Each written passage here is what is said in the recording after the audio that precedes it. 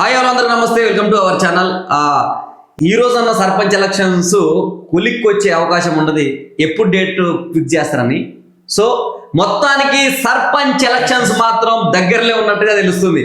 ఎందుకంటే గత వారం రోజులుగా సోషల్ మీడియాలో వస్తున్నటువంటి వార్తల్ని సర్పంచ్ అభ్యర్థులు చూసి ఏది నమ్మాలా ఏది నమ్మొద్దనే పరిస్థితి నెలకొంది. కాబట్టి ఇప్పుడు ఈరోజు క్లియర్గా సర్పంచ్ ఎన్నికలు ఎప్పుడు ఉండబోతున్నాయి ఏంటనేది తెలుసుకునే ప్రయత్నం చేద్దాం. ఒకసారి వార్తల్లోకి వెళ్దాం. స్థానిక ఎన్నికలన్నీ ఒకేసారి, ముందుగా సర్పంచ్, తర్వాత ఎంపీటీసీ, జెడ్పీటీసీ 4-5 రోజుల గ్యాప్ లోనే నిర్వహించే యోచన. వీలైతే రూరల్, అర్బన్, లోకల్ బాడీస్ లో ఒకే దఫా లాభమా నష్టమా అన్న దానిపై సీఎం రేవంత్ ఆరా. సాధ్యాసాధ్యాలపై రిపోర్ట్ ఇవ్వాలని అధికారులకు ఆదేశం. సమయం సరిపోతుందా అన్న కోణంలో రాష్ట్రంలో 4-5 రోజుల గ్యాప్ తో ఎన్నికలన్నీ ఒకేసారి నిర్వహిస్తే ఎలా ఉంటుందనే చర్చ ప్రభుత్వ వర్గాల్లో జోరుగా సాగుతుంది.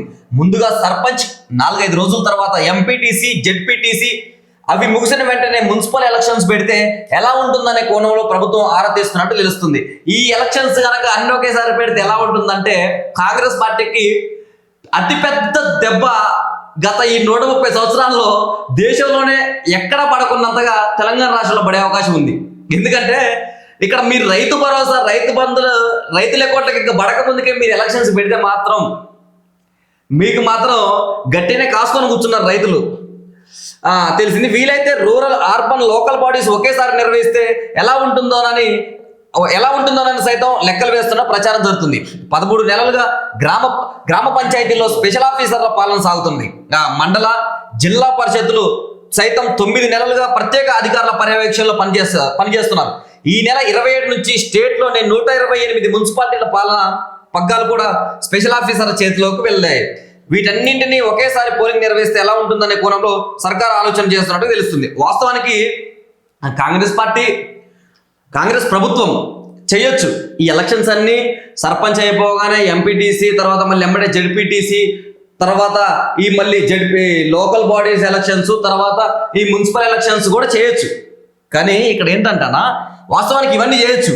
ఇవన్నీ చేసే ముందు చాలా మంది రైతులు మనకు కామెంట్లలో పెడుతున్నారు, రైతు బంధు ఇంతవరకు పడలేదంట. ఈ 4 పథకాలు అయితే వాళ్ళు ఏదైతే పైలట్ ప్రాజెక్ట్ స్టార్ట్ చేసారో, రైతు ఆత్మీయ భరోసా కానీ, రేషన్ కార్డుల సవరణ కానీ, ఈ 4 పథకాలు ఖచ్చితంగా ఇవ్వగలిగితే ఇచ్చి ఎలక్షన్లకు పోతే మాత్రం కాంగ్రెస్ పార్టీకి లేదంటే బ్రహ్మాండమైన మెజార్టీతో రేవంత్ రెడ్డి గారికి మాత్రం కాంగ్రెస్ సీనియర్ లీడర్లే చురకలు పెట్టే అవకాశం. కాంగ్రెస్ పార్టీ ఏ విధంగా ఎలక్షన్లకు సిద్ధమవుతుందో బీఆర్ఎస్ పార్టీ కూడా అంతే సిద్ధమవుతున్నది. ఎందుకంటే అపోజిషన్ లో ఉన్న మేము కూడా ఎట్లయినా చేసి కాంగ్రెస్ పార్టీకి ధీటుగా ఉన్నామని నిరూపించుకోవాలని ఆల్రెడీ కేసీఆర్, కేటీఆర్ వీళ్ళు బయటకు వచ్చే ఆలోచనలో ఉన్నారు. ఇంకొకటి స్థానిక ఎలక్షన్లను వీళ్ళు ఏదైతే ఛాలెంజింగ్ గా తీసుకునే దానికి సిద్ధంగా ఉన్నారు. ఇంకొకటి తెలంగాణలో బీఆర్ఎస్ పార్టీ అన్ని అస్త్రాలు రెడీ చేసుకుని పెట్టుకుంది. వీళ్ళు మేము వేసినప్పుడు రైతు బంధు టంచన గట్టంగా పడుతుందని కేటీఆర్ చెప్తున్నారు. ఇటు వీళ్ళు వేసేటప్పుడు వీళ్ళు ఓట్ల కోసమే రైతు బంధు పైలట్ ప్రాజెక్టుల కింద వేసిర్రు. 559 గ్రామాలు ఏవైతే ఉన్నాయో ఆ గ్రామాలకు వేసిరని చెప్పి బీఆర్ఎస్ ఆరోపిస్తుంది. వాస్తవానికి కూడా పైలట్ ప్రాజెక్టులు వేసిరు వీళ్ళు ఇప్పటిదాకా. మార్చి 31 లోపు ఫస్ట్ విడత వేస్తా అంటున్నారు. ఒకవేళ అప్పటిదాకా కనుక వేయలేదనుకోండి, ఈ లోపు ఎలక్షన్స్ జరిగితే మాత్రం కాంగ్రెస్ పార్టీకి అతిపెద్ద దెబ్బ పడే అవకాశం ఉంటుంది. ఎందుకంటే ఇప్పటికే గ్రామ సభల గందరగోళాలు బీభత్సంగా ఏర్పడ్డాయి. సర్పంచ్ అభ్యర్థులు ఇప్పుడు ముందుకు వచ్చే పరిస్థితి కూడా ఉండదు ఇవేయకుండా. ఎందుకంటే వాళ్ళు నిలబడి ఒక 20-30 లక్షల్ని వృధా చేసుకోలేరు కదా. ఇంకోటి వీళ్ళు సర్పంచ్ పోటీ చేయాలంటే కూడా భయపడుతున్నారు. లాస్ట్ టైం పెండింగ్ బిల్లులు ఇంకా రాలేదు. ఇప్పుడు ఆల్మోస్ట్ ఒక 1 year నుండి గ్రామ పంచాయతీలో స్పెషల్ ఆఫీసర్లతో నడుస్తున్నారు, పంచాయతీ కార్యదర్శులు నడిపిస్తున్నారు. అంటే ఇంకా గ్రామ పంచాయతీ కావాల్సిన నిధులు కానీ, అభివృద్ధి కానీ 1 year నుంచి పెండింగ్ లో ఉన్నది. ఎప్పుడైతే ఎలక్షన్ పోటీ చేద్దామన్నా కూడా పాత పెండింగ్ బిల్లే సర్పంచ్ రాక కొందరు సర్పంచ్లు హైదరాబాద్ కు వచ్చి సెక్యూరిటీ గార్డ్ లా పనిచేస్తున్నారు. మళ్ళీ మేము పోటీ చేసి ఏ విధంగా ఇప్పుడున్న సర్పంచ్లు ఎవరైనా హ్యాపీగా ఉన్నారని ఈ 12,000 గ్రామాలల్లో ఫస్ట్ సర్వే చేయరు. ఇప్పుడు నిలబడే సర్పంచ్లు ఎవరైనా ఉంటే, ఎందుకంటే వాళ్ళే అప్పులు తెచ్చి అప్పులోడు కట్టలేక హైదరాబాద్ వచ్చి పాపం సెక్యూరిటీ ఒక్కళ్ళు ఓలా, ఊబర్లు, ర్యాపిడోలు నడుపుకుంటా బ్రతుకుతున్న పరిస్థితులు అట్టున్నాయి. ఎందుకంటే ప్రభుత్వం కనుక ఖజానా లేనప్పుడు ఆ సర్పంచ్ పేరుకి సర్పంచ్ సాబ్ నమస్తే అని సరిపోదు కదా. డబ్బులు కూడా ఉండాలి కదా. ఆయన వెనుక తిరిగేటోళ్ళకి చాటి కోట్లని తాగాక ఎన్నికలు నిర్వహిస్తే ఎలా ఉంటుందని సీఎం రేవంత్ రెడ్డి ఆరా తీసినట్టు తెలుస్తుంది. ఇలా చేయడం వల్ల పార్టీకి లాభమా నష్టమా అన్న కోణంలో ఆయన లెక్కలు వేస్తున్నట్లు సమాచారం. ఈ మధ్య లోకల్ బాడీ ఎన్నికలపై సీఎం వద్ద జరిగిన సమీక్షా సమావేశంలో కీలక మంత్రులు పాల్గొన్నట్లు తెలిసింది. ఒకేసారి ఎన్నికలు నిర్వహిస్తేనే బాగుంటుందని మెజార్టీ మంది సమావేశంలో అభిప్రాయపడినట్టు విడివిడిగా ఎన్నికలు పెట్టడం వల్ల సమయం వృధా అవడంతో పాటు ఎన్నికల కోడ్ అభివృద్ధి పనులకు ఆటంకం కలుగుతుందని అభిప్రాయానికి వచ్చిర్రు బాగానే ఉంది, కానీ అభిప్రాయానికి వచ్చిర్రు బాగానే ఉంది. విడివిడిగా పెట్టడమే మీకు మంచిది కాంగ్రెస్ పార్టీకి, ఎందుకంటే అన్ని ఒకేసారి పెడితే అన్ని ఒకేసారి ఓడే అవకాశం ఉంటది. ఆ విడివిడిగా పెట్టడం వల్ల కూడా ఎలక్షన్ కోడ్ పార్టీ పథకాలు ఆగిపోతాయి కదా. పథకాలు ఆగిపోతాయి అన్న. పథకాలు ఆగిపోతున్నప్పుడు కూడా ఇప్పుడు ప్రెసెంట్ ఉన్న ఇప్పుడు ఏదైతే ఈ రైతు బంధు, రైతు భరోసా ఈ శాంక్షన్ చేయకుండా ఇప్పుడు విడివిడిగా గంపగుత్తుగా పెట్టే ఓడే పరిస్థితి ఉంది. వీళ్ళు ఏం ఆలోచిస్తున్నారు అంటే పైలట్ ప్రాజెక్టులు విజయవంతం చేసి అన్ని ఇదే పైలట్ ప్రాజెక్టులు అన్ని గ్రామాలలో చేసి పోదామన్న ఆలోచనతో చేస్తేనే పర్లేదు.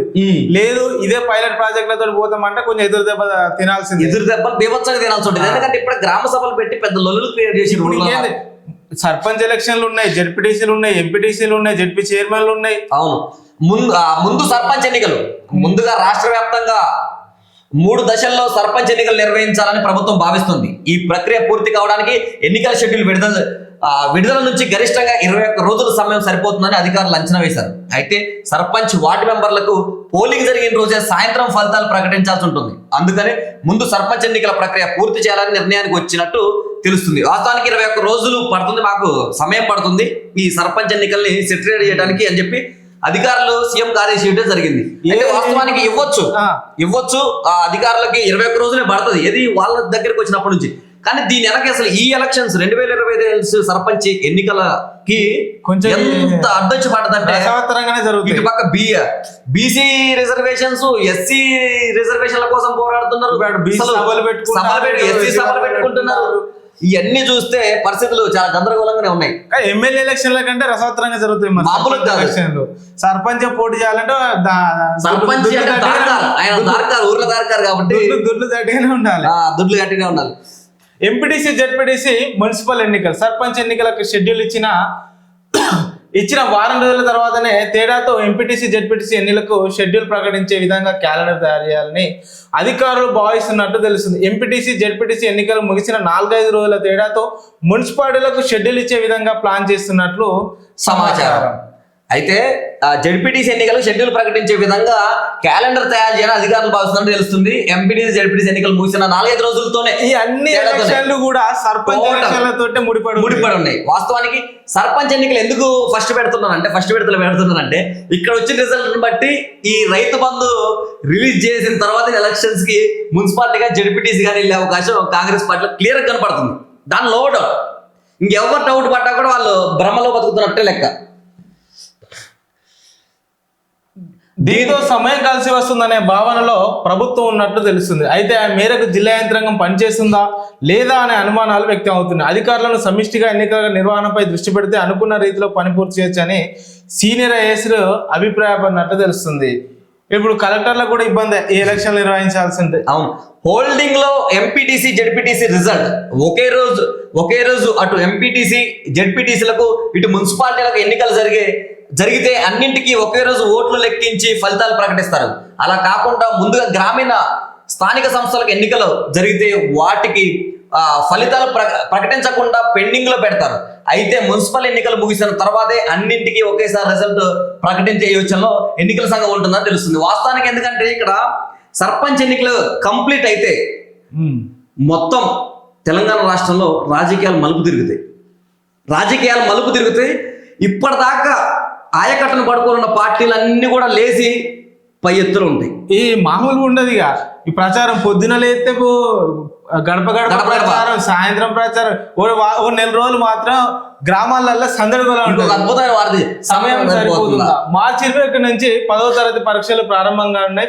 ఈ లోపు అన్ని ఎలక్షన్ నిర్వహణకు సమయం సరిపోతుందా అనే కోణంలో అధికారులు లెక్కలు తీస్తున్నారు. సర్పంచ్ ఎన్నికల నిర్వహణకు ఎన్ని రోజుల సమయం అవసరం అవుతుంది, అవి పూర్తయిన తర్వాత స్థానిక సంస్థల పోలింగ్ కు ఎన్ని రోజుల వ్యవధి అవసరం, ఒకవేళ విడివిడిగా మున్సిపాలిటీ ఎన్నికలు నిర్వహిస్తే ఎన్ని రోజులు గడువు పడుతుందనే కోణంలో ఆఫీసర్లు లెక్కలు తీస్తున్నట్టు వీళ్ళు తెలుస్తుంది. ఏమంటున్నారంటే సర్పంచ్ ఎలక్షన్ ముందేసుకుందాం, అసలు వీటికి ఎంత సమయం పడుతుంది, ఎన్ని రోజులు పడుతుంది, అవి మనం ప్రణాళిక చేసుకోవాలి, దాని షెడ్యూల్ రిలీజ్ చేయాలి, ఎలక్షన్ చేయాలి, రిజల్ట్ అనౌన్స్మెంట్ చేయాలి. ఈ లోపు 10వ తరగతి పరీక్షలు వస్తే ఏం చేయాలి? 10వ తరగతి పరీక్షల కంటే ముందే ఇవి కంప్లీట్ చేసుకుంటే మంచిది, లేదంటే మళ్ళీ మనం నిన్న డిబేట్ చేసుకుంటే జూన్ లోకి వెళ్ళిపోతుంది. సర్పంచ్ ఎన్నికలు ఇప్పుడు ఏమంటున్నారు అంటే వీళ్ళందరూ ఈ సర్పంచ్ ఎన్నికలు ఫస్ట్ విడతలో పెడదాం అనుకుంటున్నారు. అంటే ఫస్ట్ విడత అంటే ఏంటంటే ఫస్ట్ ఎలక్షన్స్ అంటే మార్చి ఫస్ట్ వీక్ లో అనుకుంటున్నారు. మార్చి 21కి 10వ తరగతి పరీక్షలు, 10వ తరగతి పరీక్షలు మార్చి 21వ తారీఖు 10వ తరగతి పరీక్షలు పెడుతున్నారు.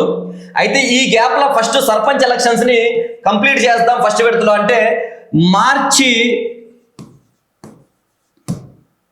5 నుండి 10 మధ్యలో 10వ తేదీ మధ్యలో మాత్రమే ఈ సర్పంచ్ ఎలక్షన్స్ కి సాధ్యమవుతుంది. ఎందుకంటే ఇక్కడ 21 నుంచి యాజ్ ఇట్ ఈస్ గా 10వ తరగతి ఎగ్జామ్స్ క్లియర్ కట్ 10వ తరగతి ఎగ్జామ్స్ ఉన్నాయి. వాళ్ళు ఏ షెడ్యూల్ చేసుకున్నా 10 లోపే చేసుకోవాలి. 10 దాటితే ఎలక్షన్ 10th క్లాస్ ఎగ్జామ్స్ వస్తాయి, అంతే, మళ్ళీ జూన్ కు పోవాల్సిందే. ఇంకొకటి ఏమంటున్నారు అంటే వీళ్ళు ఇక్కడ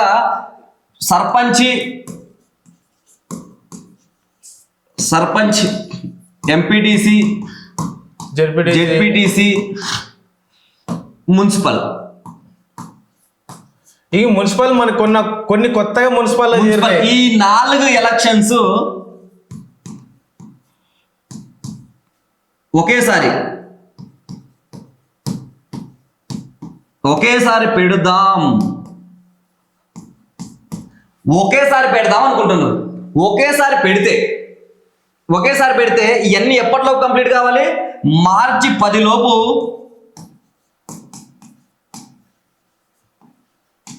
లేదా 15 లోపు, మార్చి 10 లేదా 15వ తారీఖు లోపు ఎగ్జామ్స్ కంప్లీట్, ఏదైతే ఎలక్షన్స్ ఉన్నాయి 4 ఎలక్షన్స్ కంప్లీట్ అవ్వాలి. ఎలక్షన్ కమిషన్ ఈ డేట్లు చూసుకొని షెడ్యూల్ రిలీజ్ చేసుకోవాలి. ఎందుకంటే మార్చి 21వ తారీఖు ఇక సాధ్యం కాని విషయం, ఆ టైంలో ఎండలు. ఇంకొకటి ఇక్కడ 10th ఎగ్జామ్స్ మార్చి 21కే పెడుతున్నారు కాబట్టి ఈ ఏదన్నా ఈ sarpanch MPTC ZPTC municipal elections ఇవన్నీ కూడా ఒకే దఫలో పెట్టాలంటే మార్చి ఫస్ట్ వీక్ అయితేనే సాధ్యం.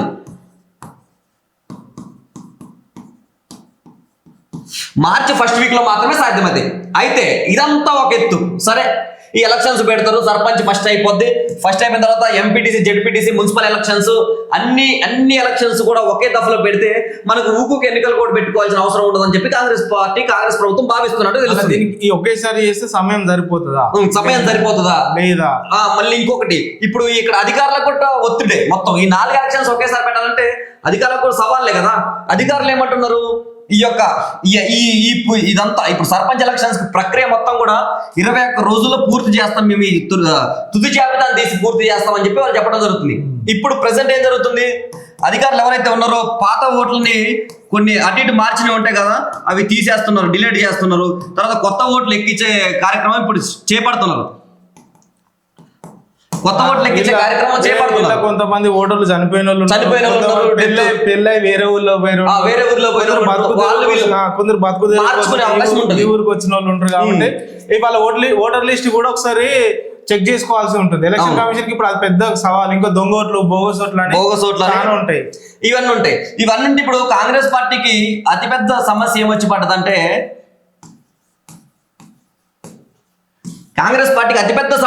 పడ్డదంటే, రైతు భరోసా అందరికి పడలేదు. ఒక 599 మందికి గ్రామాల్లో 599 గ్రామాల్లోనే ఈ రైతు భరోసా అనేది పడ్డది. అయితే ఇప్పుడు ఈ రైతు భరోసా ఒక్కటే అని అనుకుంటే అయిపోద్ది, ఒకటే అనుకోలే. ఈ సర్వేలో ఏమడిగారు కాంగ్రెస్ పార్టీ సర్వేలో, ఇందిరమ్మ ఇల్లు, రేషన్ కార్డు, ఆత్మీయ భరోసా, ఆత్మీయ భరోసా,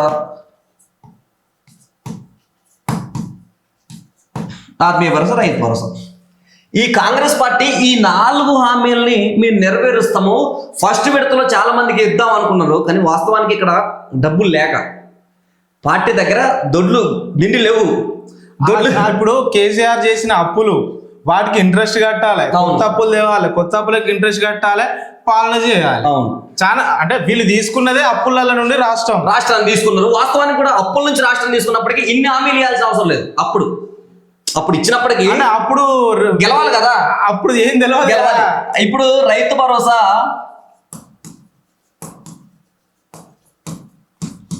తర్వాత ఏమంటున్నాడు, మార్చి 31 వరకు ఈ పైలట్ ప్రాజెక్టులు విజయవంతం చేస్తామని అంటున్నాడు. ఆత్మీయ భరోసా, ఇందిరమ్మిన్లు, రేషన్ కార్డు సవరణ, రేషన్ కార్డు సంబంధించి అది సవరణ అయినా కొత్త రేషన్ కార్డు అయినా. ఇప్పుడు ఈ 4 లేకుండా వీళ్ళు మార్చి ఫస్ట్ వీక్లో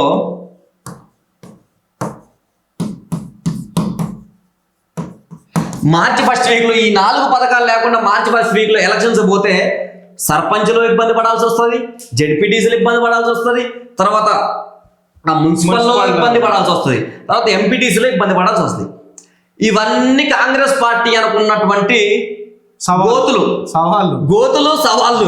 ఇప్పుడు ఎందుకంటే ఇప్పుడు ఇక్కడ బీఆర్ఎస్ పార్టీ తీసే గోతులు ఈ 4 గోతుల్ని గ్రాండ్ గా చూపెట్టి ఆ గోతులు అందరూ ట్రాప్ లో పడేస్తుంది. ఇప్పటి వరకు కనిపించని కేటీఆర్, హరీష్ రావు, కవిత కూడా తెర మీదకి వచ్చే ప్రయత్నం చేస్తారు. కాంగ్రెస్ పార్టీ నాకు తెలిసి కేసీఆర్ కూడా ఫామ్ హౌస్ నుండి బయటకు వచ్చే ఆలోచనలు ఉన్నట్టున్నది. అవును, వస్తాడు, తప్పకుండా వస్తాడు. ఈసారి మొత్తం తెలంగాణలో సర్పంచ్ ఎలక్షన్లు కొంచెం రసవత్తరంగానే జరుగుతాయి. భారీగా గ్రామాలు 12,769 గ్రామాలు ఉన్నాయి. ఈ 12,769 గ్రామాలకు గాను ఇక్కడ మనం క్లియర్గా ఇదంతా ఒకసారి గమనిస్తే 12,769 గ్రామాలని గమనిస్తే ఇక్కడ రెవెన్యూ మండలాలు 569 ఇక్కడ క్లియర్గా ఉన్నాయి. తర్వాత జిల్లాలు 33 జిల్లాలు ఉన్నాయి. ఏదైతే ఈ ఓవరాల్ ఇప్పుడు మనకు జరగాల్సిన ఎలక్షన్స్ ఎక్కడయ్యా అంటే గ్రామ స్థాయిలో జరగాలి.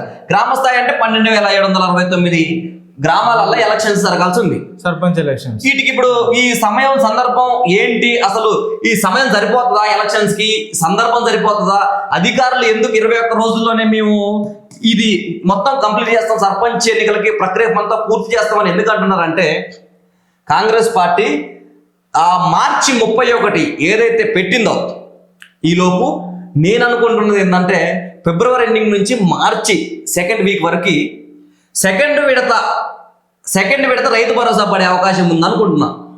నన్ను అడిగితే ఎలక్షన్లకు ఎందుకు అంత ధైర్యం చేస్తున్నా అంటే ఖచ్చితంగా ఈ ప్రాజెక్టులు వీళ్ళైతే ఏమైతే ఒప్పుకున్నారో హామీలు ఇచ్చే పోతాం, మేము విజయవంతంగా సర్పంచ్ ఎలక్షన్లకు గెలుస్తాం అన్న ధీమాతోటి కాంగ్రెస్ పార్టీ ఉన్నది. వీటిలో ఫెయిల్ అవుతారు, ఖచ్చితంగా మాకే అధికంగా మెజార్టీ వస్తుందని బీఆర్ఎస్ పార్టీ అనుకుంటున్నది. అవును, ఇక బీజేపీ పార్టీ పోటీలే లేదు. అవును, నిన్న మొన్న బండి సంజయ్ అన్న గద్దరన్న మీద మాట్లాడి ఆయనతో పరువు తీసుకున్నాడు. అవును, అయితే ఇక్కడ ఏంటంటే మేజర్గా కాంగ్రెస్ పార్టీ ఇక్కడ ఈ కాంగ్రెస్ పార్టీ ఏం భావిస్తుందంటే ఇది ఫస్ట్ వచ్చేసి కొత్త ప్రభుత్వం ఆదరిస్తారు. ఒక్క సంవత్సరం అయింది కాబట్టి టైము ఆదరిస్తారని చెప్పి కాంగ్రెస్ పార్టీ అనుకుంటుంది. తర్వాత ఇప్పుడు మేము మహిళలకి ఫ్రీ బస్ ఇచ్చాము, మహిళలకి ఫ్రీ బస్సు. తర్వాత రైతు భరోసా ఫస్ట్ విడత ఇచ్చినాం. 2 లక్షల రుణమాఫీ చేసినాం. అసలు ఈ 2 లక్షల రుణమాఫీ అనేది చాలా గ్రేట్. కేసీఆర్ కూడా చేయలేకపోయాడు 10 ఏళ్ళల్లో. వీళ్ళకి మహిళ 2 లక్షల రుణమాఫీ, 2 లక్షల రుణమాఫీ చేసిన ఉంటుంది. తర్వాత ఇంకేమన్నా పథకాలు, కొత్త రేషన్ కార్డులు, మన 50 లక్షలు కూడా కొత్త రేషన్ కార్డులు ఇచ్చేసారు.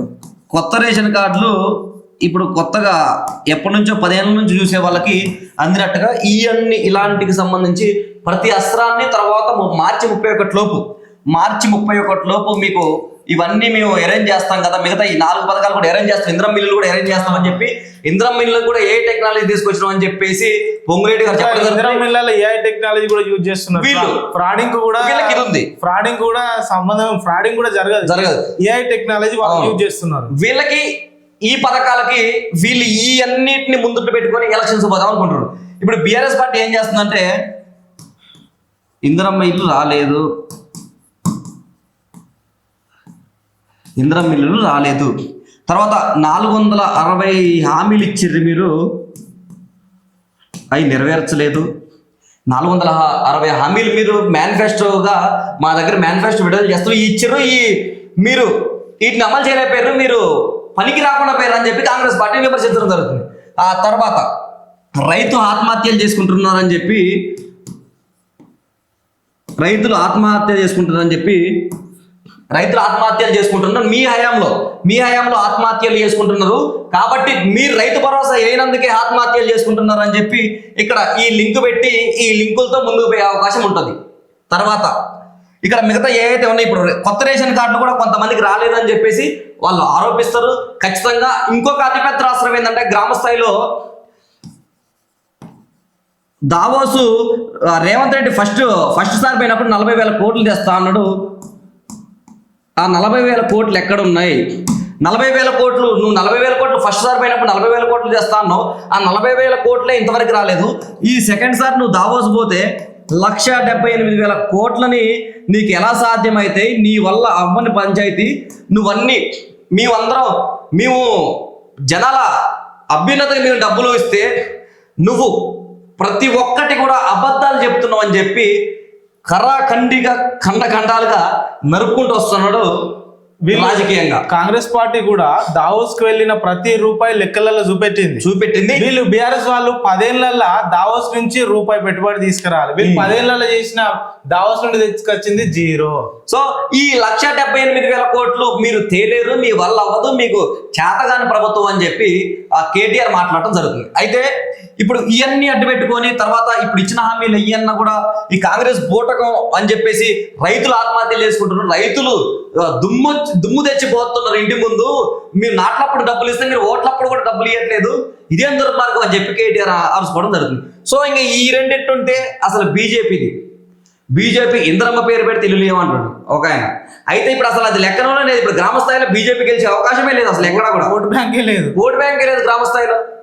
లీడర్లు లేరు, సర్పంచ్ క్యాండిడేట్షిప్ అభ్యర్థులు లేరు, లీడర్లు లేరు, ఏం లేరు. ఇక్కడ మొత్తం చూసుకుంటేనేమో ఇక్కడ ఆయనేమో వాళ్ళొక మాట వీళ్ళొక మాట, ఆ పార్టీలనే పొంతం లేకుండా మాట్లాడుతున్నారు ఈ మధ్య. సో మొత్తానికి అసలు సర్పంచ్ ఎన్నికలు మాత్రం ఖచ్చితంగా ప్రభుత్వం అయితే అవుట్ రైట్ ఎటన్నా పోని మేమైతే ఎలక్షన్స్ మార్చి 1st వీక్ లో పెట్టి తీరుతున్నాం. ఇది అధికార పార్టీ కాబట్టి ఎక్కడైనా అధికార పార్టీకి పాజిటివ్ సంకేతాలు ఉంటాయి, గెలిచే అవకాశాలు కూడా ఎక్కువ ఉంటాయి. కాబట్టి బీఆర్ఎస్ పార్టీ కూడా మేమేం తక్కువ కాదు, మేము కూడా పోటీలో ఉన్నామని ఇది మేక గంభీరం. అంటే వాస్తవానికి బీఆర్ఎస్ చేయాలనుకున్నదంతా బీఆర్ఎస్ చేస్తుంది, కాంగ్రెస్ వ్యూహాలన్నీ కాంగ్రెస్ రచిస్తుంది. సో ఈ బీజేపీ వ్యూహాలు అనేది తెలంగాణలో కాదు, భారతదేశ ప్రధానమంత్రి మోడీ గారికి అర్థం కావట్లేదు ఏ వ్యూహాలు రచిస్తారో ఇక్కడ ఉన్నటువంటి రాష్ట్ర నాయకులు అని చెప్పి. ఆ ఎన్నికలకు ఈ ఎన్నికలకు చాలా తేడా ఉంటుంది.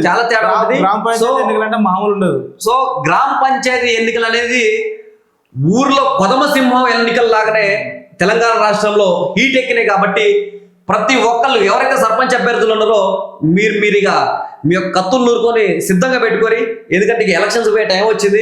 వాళ్ళు అప్పులు ఎవరైతే అడిగిర్రో వాళ్ళకి వడ్డీలు లేకుండా మిత్తిలు లేకుండా మంచిగా తక్కువ వడ్డీలతో అడిగి రెడీగా పెట్టుకొని ఇప్పుడు వచ్చిన 7 లక్షల కోట్ల అప్పు ఉంది. ఇక ఇప్పుడు కొంచెం ఈ 5 ఏళ్ళు పోతే ఆ 7 14 అయింది. 14 అయినప్పుడు మీకు అప్పులు కూడా కొంచెం అప్పుడు 2 రూపాయలు వడ్డీ ఉంటుంది, 5-6 రూపాయలు వడ్డీ అవకాశం ఉంటుంది. కాబట్టి సర్పంచ్ అభ్యర్థులందరికీ ఆల్ ది బెస్ట్.